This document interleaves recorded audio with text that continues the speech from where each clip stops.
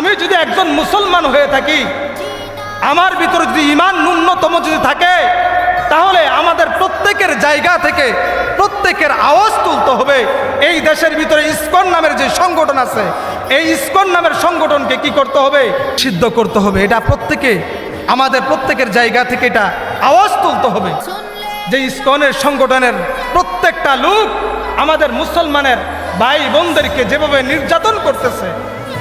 আপনারা দেখেন নাই কিছুদিন আগে কালিয়াকুরের ঘটনা?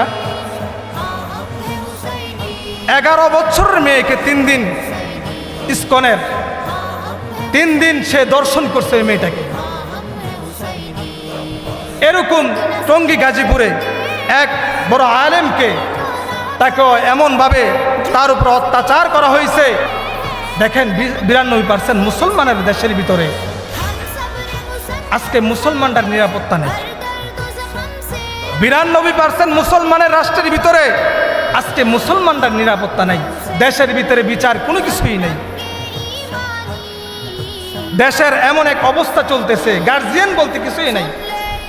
আজও পর্যন্ত আমরা একটা দৃষ্টান্তমূলক কোনো বিচার আজও পর্যন্ত আমরা পাই নাই। অথচ আমরা দাবি করি যে 92% মুসলমানদের রাষ্ট্র এটা। মুহতারাম হাজিরিন, প্রতিবাদ প্রত্যেকের জায়গা থেকে প্রত্যেকে করতে হবে। আজকে যদি চিন্তা করি তার উপর আসছে, আমার উপর তো আসে নাই। আমি যদি একজন মুসলমান হয়ে থাকি, আমার ভিতরে যদি ঈমান ন্যূনতম যদি থাকে, তাহলে আমাদের প্রত্যেকের জায়গা থেকে প্রত্যেকের আওয়াজ তুলতে হবে। এই দেশের ভিতরে ইসকন নামের যে সংগঠন আছে, এই ইসকন নামের সংগঠনকে কি করতে হবে? সিদ্ধ করতে হবে। এটা প্রত্যেকে আমাদের প্রত্যেকের জায়গা থেকে এটা আওয়াজ তুলতে হবে।